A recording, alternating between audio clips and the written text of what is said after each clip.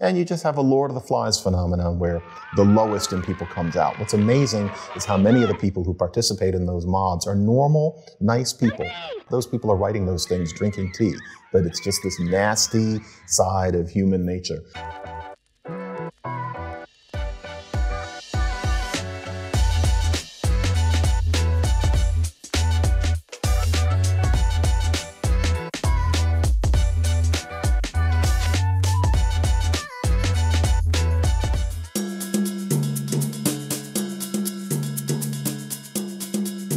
My name is John McWhorter. I teach linguistics at Columbia University.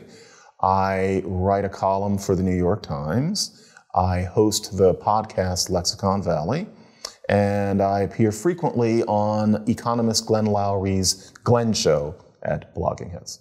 One of the worst things about social media, and there are many great things about it, but one of the worst things about it is that it gives a certain kind of religious zealot in terms of what you might call wokeism, the religious kind of woke person, gives that kind of person a platform. It used to be that if you said something about race that people despised, they would send you something called a letter. You would actually get an envelope and you would read this letter telling you what a terrible person you are, and you would rip that up and throw it away. No one else would see it, or they'd send you an email after a while. Now, you almost never get those because that person can express those things to you in the public square where millions of other people will see it. And as far as dealing with Twitter mobs, where what you're seeing is the religious type who end up stirring up people who otherwise would have been less likely to get that nasty, but it all takes on a certain momentum, and you just have a Lord of the Flies phenomenon where the lowest in people comes out. What's amazing is how many of the people who participate in those mobs are normal, nice people. A lot of those people are writing those things, drinking tea, but it's just this nasty side of human nature. I really think that it depends on one's circumstances, but to keep people like that from having undue control over our social landscape and over what people are allowed to say and how people are allowed to say things, some people might consider just letting the mob blow over, because the mob doesn't go forever. After a while, those people need to move on to something new. People crave novelty, and especially if you don't say anything, they don't have anything to keep jumping on. Watch it happen tomorrow. I haven't been subject to serious Twitter mobbing, but at any given time, there might be something I've written that people don't like. There is, as I'm telling this to you, the last Times piece that I wrote has irritated a certain small group of people, and they're yelling and screaming about it right now. I shouldn't be writing for the Times, et cetera, et cetera. And I know from experience that about 48 hours from now, that thread will be gone, and life continues. Now, that is a microcosm of what happens to some people, but I don't get the feeling the analogy is completely off.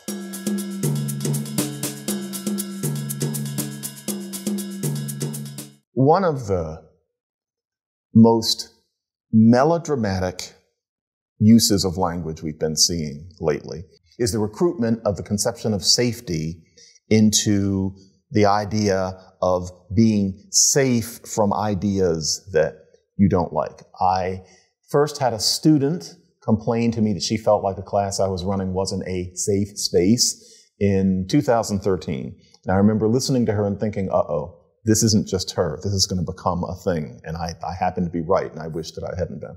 Because the notion is that if you hear something that you find unpleasant, you hear something that you disagree with, you hear something that makes you angry, your safety has been violated, and therefore you can complain as if someone had broken into the room and put their hands on your body. It's an artistic way of thinking of things, but it's also a manipulative one, because what you're basically saying is that people can't say certain things, that certain things can't be discussed, that certain things are utterly taboo. In any society of human beings, there are going to be taboos, but the people who have been using this safe space concept are creating too broad a space of taboo. It all becomes rather medieval after a while.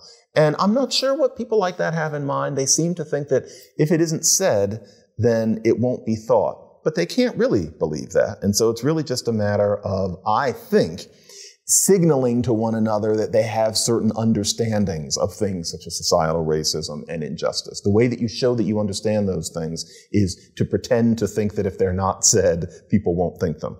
But all of that is awfully fake, and after a while it becomes mean.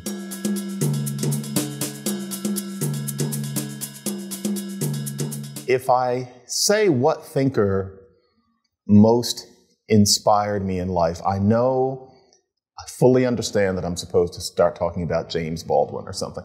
To tell you the truth, the thinker that really inspired the way I see everything, including race, was the paleontologist Stephen Jay Gould. I learned my evolution from him, and the idea that systems evolve in certain ways that are not directed. I learned about evolving complexity, evolving simplicity. I love those collections of his natural history columns. That was the first person I thought of as a thinker who shaped the way I view things. But to give the answer that I think more people today would be interested in, Shelby Steele's book, The Content of Our Character in 1990, knocked my socks off. Here was a black person who's not living in Sweden, not somebody who's given up on the whole cause and doesn't really count, but a black American person who is basically making sense, who's saying that here we are at the end of the 20th century, racism is not what it used to be, it is not the main obstacle to black success, and we're all acting. That's basically what he was saying. And he was right, and he said it so well, and I remember thinking, this man makes me feel not crazy. Because at the time, I was in my 20s and starting to formulate my views about things like that, especially in the wake of the riots after Rodney King's beating by the police. Many people thought of that as emblematic of what America was. In 1991, I just couldn't see it. I didn't know what people meant. And because I had been raised with the kinds of people who said that sort of thing, and my mother would have said that kind of thing, frankly, I knew it wasn't crazy, it wasn't cynical, but I didn't understand. And Shelby Steele's book came out at exactly that time, and I thought, well, he's black, and he's thinking this way, and he's rootedly black, and he's thinking this way. I'm not crazy. That was the beginning of why I'm talking to you now. It was that book. And it's getting old, but I really wish people would read it like some people read the Bible. It was just perfect.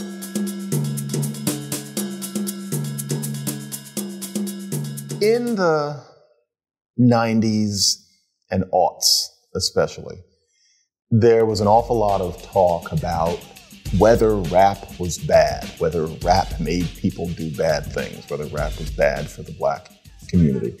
Black leaders say some rap is having a negative effect. The people must now begin to fight back and say that the race and degradation, the sex exploitation is unacceptable. I think that debate is now extinct, partly because rap and hip hop are America's music at this point. The idea that it's only something that black youth embrace is kind of dead, and some people would say, well, white kids relate to it differently than black kids, but I don't think there's anybody taken seriously now who thinks that any problems that are going on in the black community are linked in some significant way to the kind of music that black kids like when they're young, and now at this point even older. So music censorship is something I've thought about in terms of that, but honestly, even there, when it came to is hip hop bad, a lot of that was discussed at a time when just by chance there weren't more urgent race issues to talk about. And so, for example, if you're straddling the year 2000, if there wasn't anything to say in particular about affirmative action or reparations, then you started talking about hip hop. The affirmative action question went into a lull in 2003 with the Michigan victories. And it's not an accident that a heyday for the is hip hop bad issue was roughly 2003 to 2005. In 2005, there was Hurricane Katrina. In 2006, Obama as a phenomenon started rising. In 2008, he is president. And there have been more interesting things to discuss since then than whether, Nas is bad.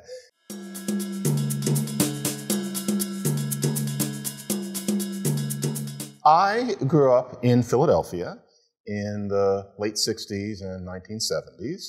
I lived in a neighborhood called Mount Airy, which was and is a very special place because it was one of the first truly integrated neighborhoods in the United States. And by integrated, I don't mean that white people were moving out and black people were moving in. It was a middle-class neighborhood where white and black people really did live next to each other, practically alternating. Hello everyone, this is Mount Airy Day 1983. Like I said earlier, Mount Airy Day starts right here at Germantown and Mount Airy Avenue. Do you normally attend it every year?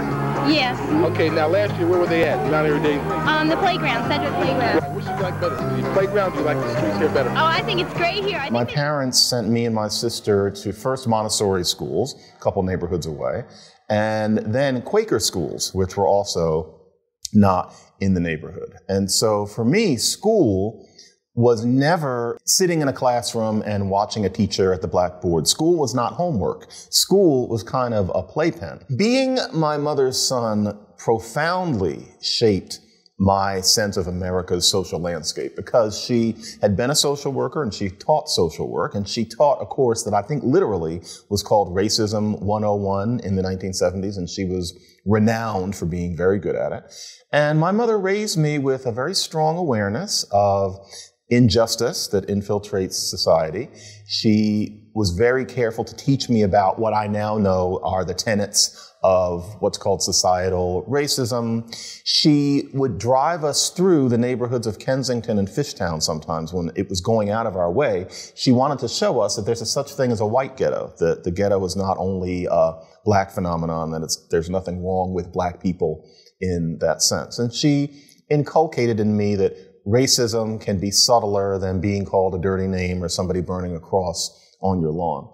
And so it would surprise many people, given this reputation I'll always have in some circles as a Republican, contrarian, conservative, none of which I am. There was one summer, this would have been summer of 1978, when I was at a little bit of a loose end, and my mother actually gave me a textbook on sociology that taught you about things like deindustrialization of cities and how it affected black populations. I was 12, and she actually made me read that whole damn book and asked me questions about it. I think it's part of why, if anybody thinks that sometimes I might be pretty good at getting under people's skin and making them think in a new way, which is what I'm trying to do, it's because I know how people of that persuasion think, because I grew up being taught it, and I think that way too, as opposed to many people who actually are on the right who seem to think that quote-unquote liberals are crazy or manipulators or ignorant. I know that's not true because I grew up steeped in thoroughly non-ignorant, non-cynical people who had those sorts of views and saw the world that way.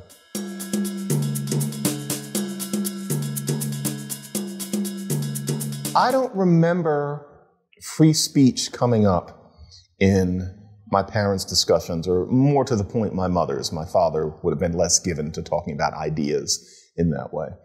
But I am pretty sure that she would have said that if you tell people not to say something, they're still thinking it, and wouldn't you rather know what they're thinking? I'm almost sure that's the way she would have felt about that sort of thing.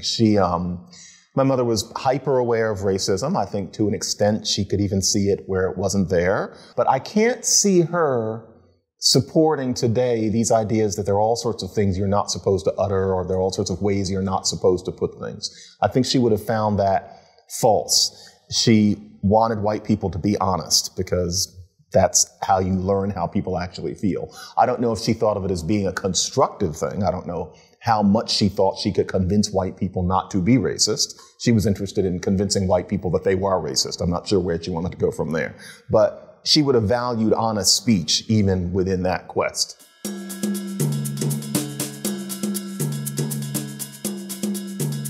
Nine Nasty Words is basically a trip through taboo words and tries to get at why they are that way.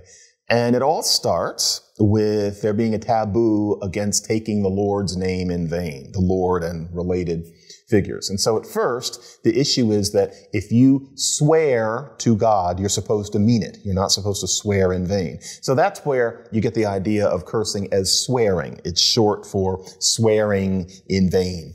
And that's the early curses, such as goddamn. Then what happens is that what a society is hung up upon, depending on which society it is matters of sex and the body. And so that's where you get the idea that, fuck is a bad thing to say. It's just a smutty, funny thing to say in Old English, but only at a certain point in Middle English does it become absolutely forbidden. And that goes for various other parts of the body where we have these terms that you're not supposed to say, although everybody says them. And so 9 Nasty Words could have stopped there. It could have started with religion and then became about sex and the body. But I had a lesson I wanted to teach in 9 Nasty Words too, which was that we have a new hang-up, which is slurs against people who are disempowered. We're as much hung up about that, and in many ways for good reason, as earlier people were about God or about breasts and penises. Our hang-up is that, and that is why the N-word is now treated as a slur in the same way as some Viking would have thought of goddamn, or some Victorian would have thought of saying fuck. We think of the N-word in the exact same way as they did, including often not being able to quite explain why you can't even utter that sequence of syllables even to refer to it. So we have a new kind of religion in that way. So I wanted to go from the dams to the fucks to the N-words and put it all under one umbrella, because I really do see them as variations on the same thing.